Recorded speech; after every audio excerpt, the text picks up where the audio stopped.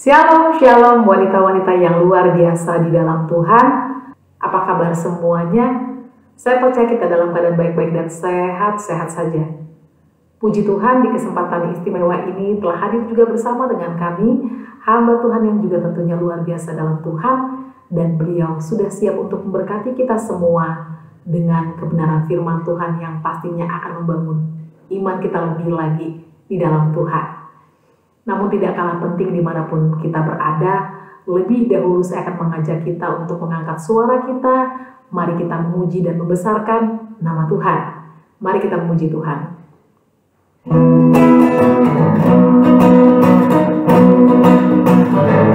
Ada berkesudahan, kasih setiamu Tuhan, selalu baru rahmat-Mu bagiku.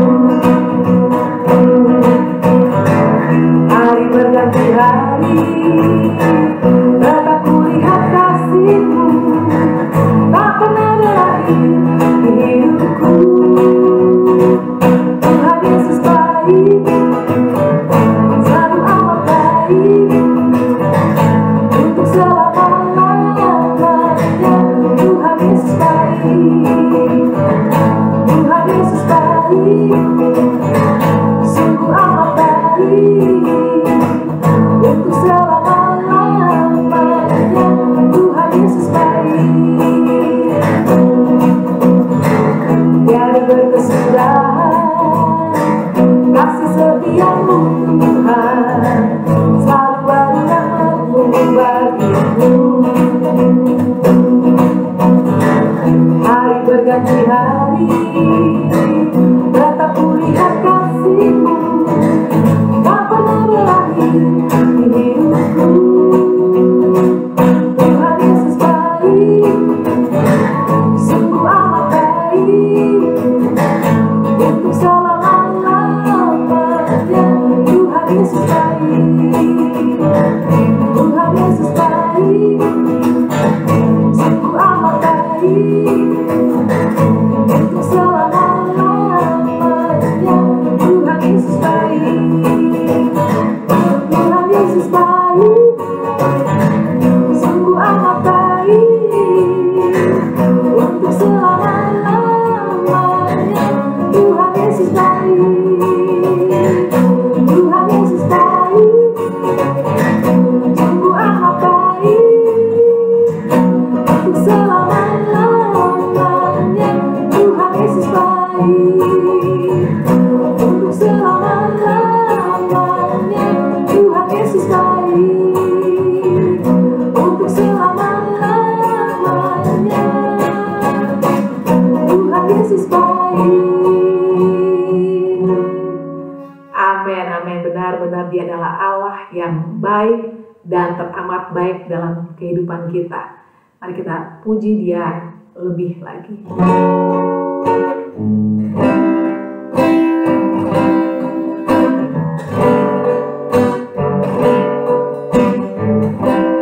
Kasih setiamu yang ku rasakan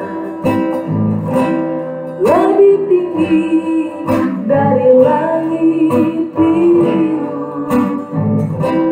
Kebaikan-Mu yang telah Kau nyatakan lebih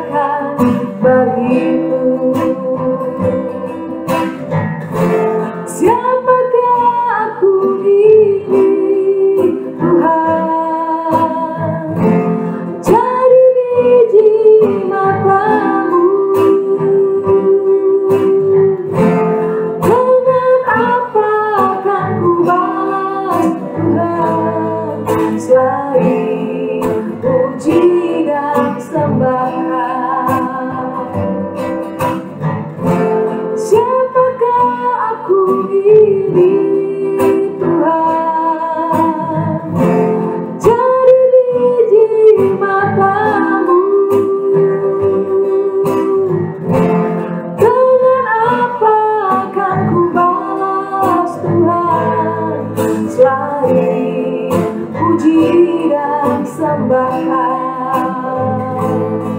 Selain puji dan sembah Kau, selain puji dan sembah Kau.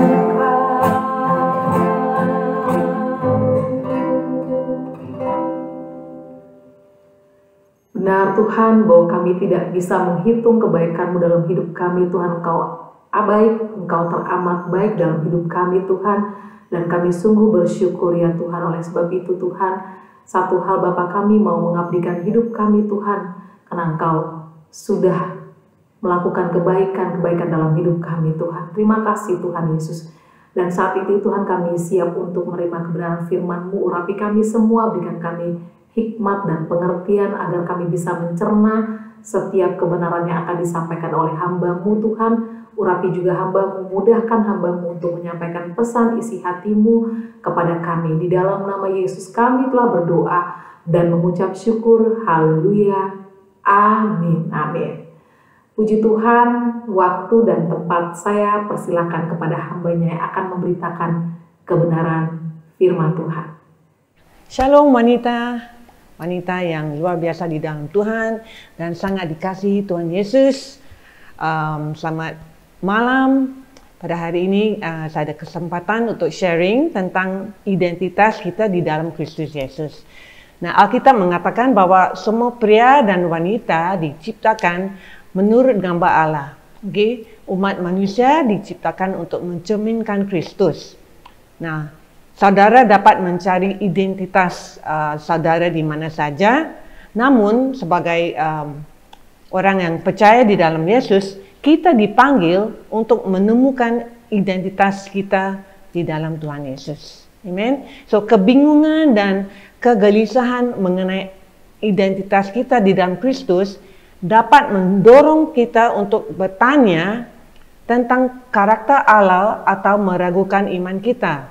Ya, apalagi waktu kita hadapi masalah yang kita tidak bisa tangani. Ya, kadang-kadang muncul pertanyaan seperti, apakah Tuhan marah sama saya?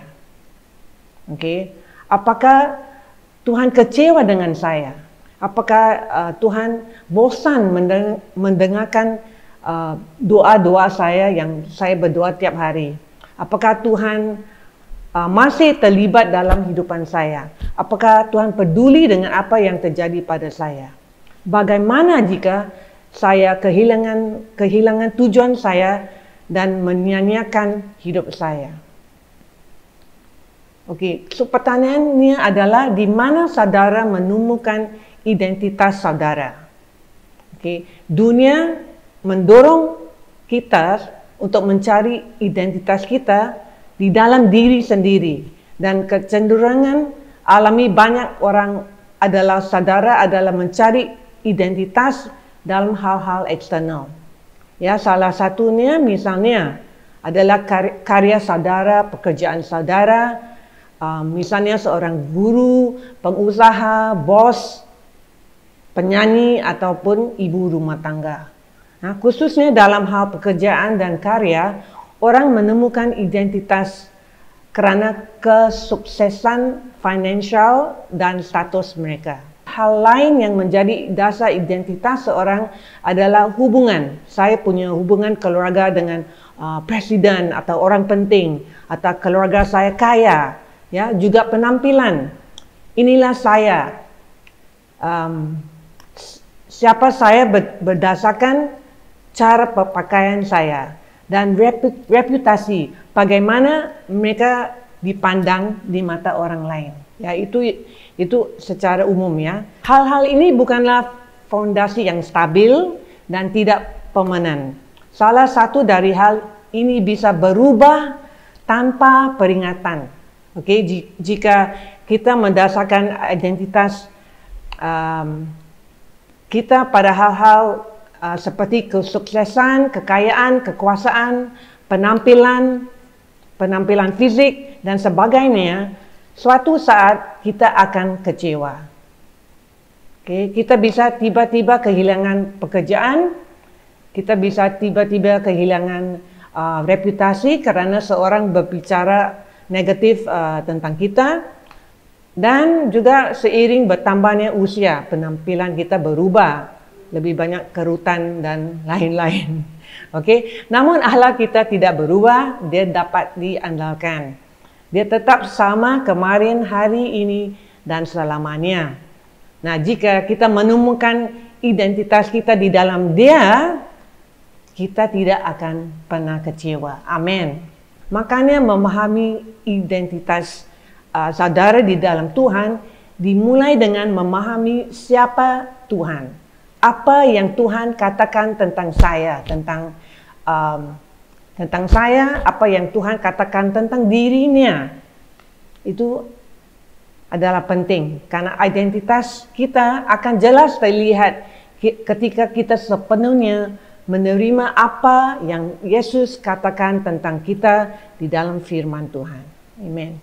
So, tidak peduli siapa saudara sebelum saudara mengikut Yesus, karena Tuhan sudah sucikan kita. Okay? Tuhan sudah memberi kita suatu identitas yang baru. Dulu kita berdosa, tapi kita diubah menjadi hamba Kristus. Saudara dulunya adalah anak-anak yang hilang, dan sekarang saudara adalah seorang pangeran atau putri raja. Amen. Sekarang saudara memiliki nama baru.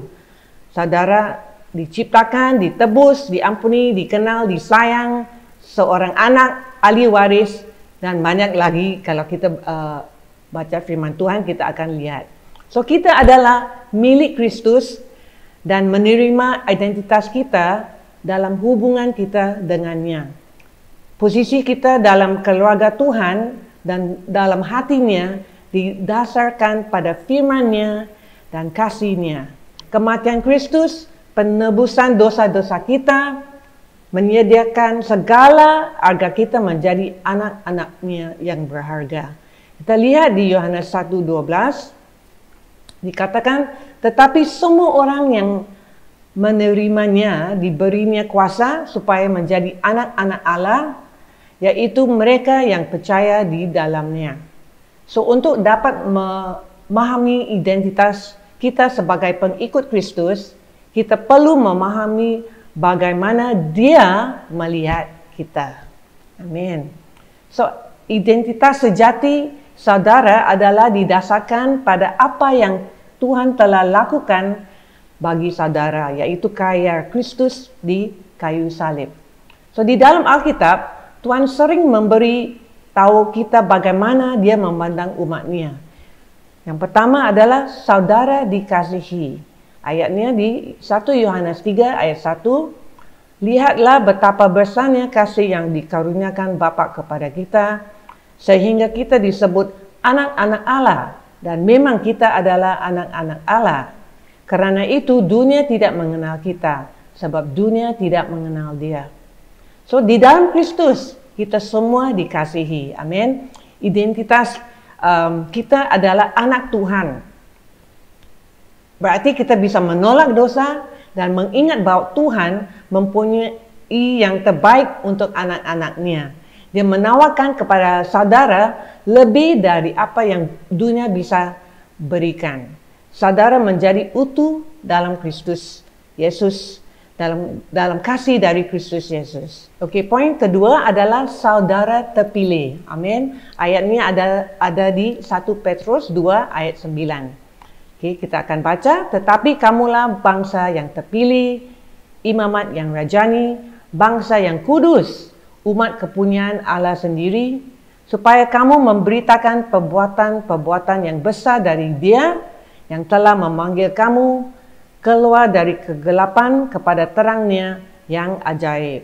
Saudara dapat melepaskan diri dari masa lalumu, bagian dari kegelapan seperti tipu daya, kemunafikan, iri hati, karena saudara telah dibawa ke dalam terang yang ajaib. Amin. Di dalam Kristus, kita tidak hanya dikasihi, tetapi juga dipilih. Amin. Allah mengutus putranya sendiri ke bumi untuk mati menggantikan kita sehingga kita dapat menjadi bagian dalam keluarganya. Amin. Tuhan tidak memilih kita berdasarkan kinerja atau kredibilitas kita. Allah Bapa kita menempuh jalan yang melibatkan kematian putranya yang sempurna demi memberikan kita kesempatan untuk menjadi anak Allah. Amin. Saudara bukan produk dari sebuah kesalahan. Amin. Saudari dipilih Tuhan dan diinginkan Tuhan. Amin. Okey, poin yang berikut adalah saudara adalah ciptaan baru. Ayatnya ya, jika asing untuk kita semua, 2 Korintus pasal 5 ayat 17. Dikatakan, jadi siapa yang ada di dalam Kristus, ia adalah ciptaan baru, yang lama sudah berlalu, sesungguhnya yang baru sudah datang. Amen. So di dalam Kristus kita adalah ciptaan yang baru. Tuhan telah menjadikan kita semua baru di dalam-Nya. Amen. Hal-hal lama yang dulu mendefinisikan saudara telah disingkirkan. Trauma, kesalahan, pengalaman buruk. Hal ini tidak mendefinisikan saudara atau saya. Saudara, kita semua adalah anak Tuhan. Amen. Dan poin yang berikutnya adalah saudara diciptakan untuk satu tujuan. Saudara bukan merupakan salinan atau fotokopi dari orang lain. Amin. Saudara diciptakan secara unik dan dengan suatu maksud. Okey, Tuhan dengan penuh kasih merancang setiap detail dari kehidupan kita. Amin. Dapatkah saudara membayangkan kasih yang terkandung dalam desain Allah yang luar biasa itu? Kita akan lihat di Mazmur 139 ayat 13 dan 14. Ini ayatnya bagus sekali. Okey, sebab engkaulah yang membentuk buah pinggangku, menenun aku dalam kandungan ibuku. Aku bersyukur kepadamu oleh kerana kejadianku dahsyat dan ajaib. Ajaib apa yang kau buat dan jiwaku benar-benar menyadarinya. Dan ada ayat yang di Efesus 2 ayat 10 juga dikatakan kerana kita ini buatan Allah. Amin. Diciptakan dalam Kristus Yesus untuk melakukan pekerjaan yang baik yang dipersiapkan Allah sebelumnya. Ia mau supaya kita semua hidup di dalamnya. Amin.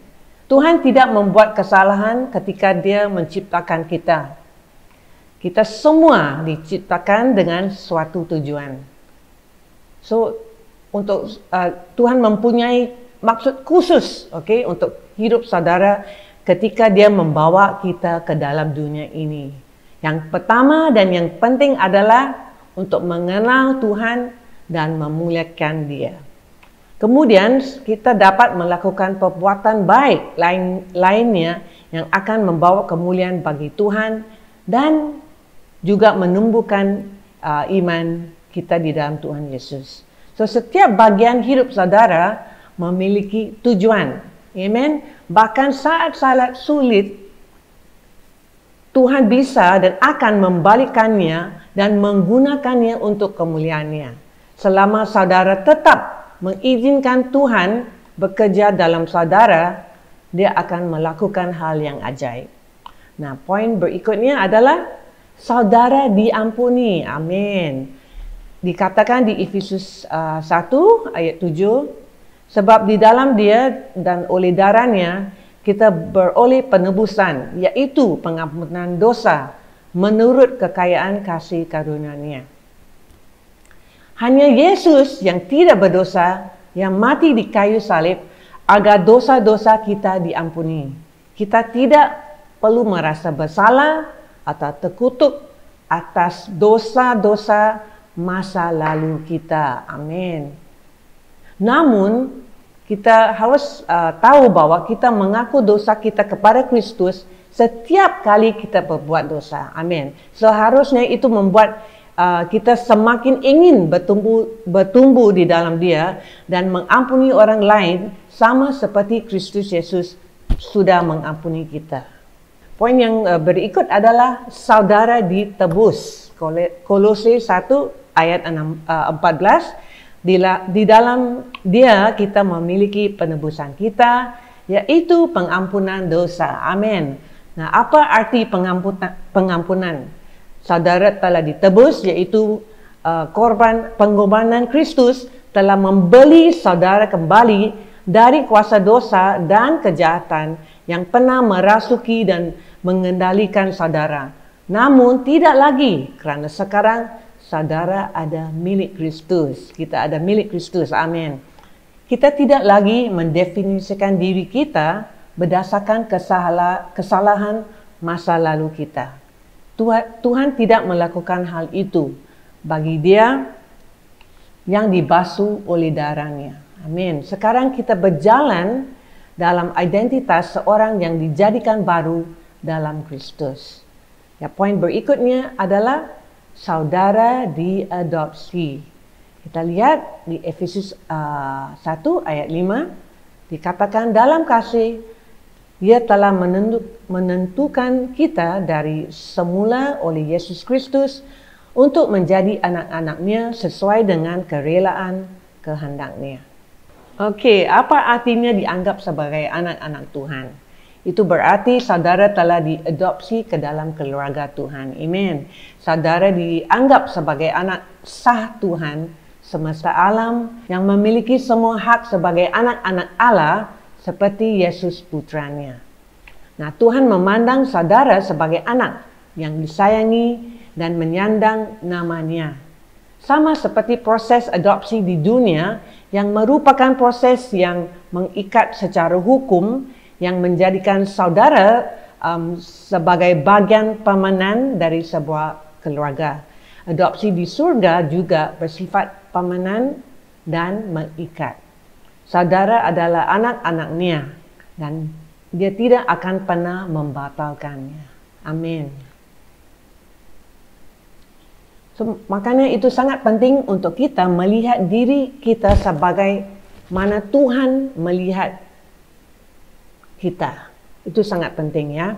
So identitas baru kita di dalam Kristus adalah kehidupan yang penuh kasih, penuh makna, penuh tujuan. Amin. Kita memiliki Kristus yang hidup di dalam kita dan melalui kita bisa memperlihatkan Kristus kepada dunia ini. Semakin kita mengenal Yesus melalui firman dan waktu doa kita, semakin kita akan memahami identitas kita di dalam Dia. Semakin saudara mengenal Yesus, semakin saudara mampu mengidentifikasi area-area kehidupan saudara yang tidak saudara jalani dalam identitas Kristus. Roh Kudus Tuhan ada di dalam kita untuk menolong kita, menunjukkan kepada kita, membimbing kita setiap saat. Amin. So ketika kita mengetahui bahwa identitas kita di dalam Kristus, kita akan bertumbuh menjadi lebih seperti Dia dan tidak lagi seperti dunia. Amin. Sama seperti Kristus, saudara akan menjadi terang dimanapun saudara berada. Saudara menjadi berkat dan memuliakan nama Allah Bapa di surga. Amin. So, saya harap ini sharing bisa membantu kita untuk melihat seperti Tuhan melihat kita. Karena banyak kali waktu kita buat kesalahan, kita selalu menilai diri kita dengan pandangan kita dan bukan pandangan Tuhan. Dan apalagi kalau kita ada masa lalu yang buruk, pengalaman yang buruk, negatif, trauma, kadang-kadang kita cuma bisa lihat itu yang mendefinisikan kehidupan kita. Tapi di dalam Tuhan, semua berubah. Amin. Sekarang kita mau berdoa. Saat ini, sekian firman untuk hari ini, kita akan berdoa. Bapa, di dalam nama Yesus Tuhan, kami datang kepadamu Tuhan. Kami Tuhan, maafkan kita Tuhan karena kita membandingkan diri kita Tuhan dengan orang lain Tuhan. Dan kadang-kadang kita fokus pada kekurangan kita daripada melihat nilai unik yang Engkau sudah berikan kepada kita. Kita memilih Tuhan untuk mempercayai firman-Mu Tuhan tentang kita Tuhan. Memperlihatkan kepada kita Tuhan, di mana kita terikat pada masa lalu, kita secara negatif, pengalaman yang buruk, trauma dan segalanya Tuhan. Kita mau bertobat Tuhan dari segala kebohongan masa lalu Tuhan. Sucikan kami Tuhan dengan darah-Mu Tuhan. Terima kasih Yesus bahwa aku adalah ciptaan baru di dalam Kristus. Kita adalah ciptaan baru di dalam Kristus. Terima kasih Tuhan, dan saya tidak lagi ditentukan Tuhan oleh masa laluku, tetapi oleh apa yang Yesus telah lakukan bagi saya, apa yang Tuhan katakan tentang saya di dalam firman-Nya Tuhan. Terima kasih Tuhan, di dalam nama Yesus Tuhan kami berdoa. Amin. Amin. Sampai kita berjumpa di lain waktu. Tuhan Yesus memberkati kita semua. Maju terus di dalam Tuhan. Ingat kebaikan Tuhan di dalam kehidupan kita. Apapun yang kita harus lewati, kita bisa lewati dengan Kristus. Amin.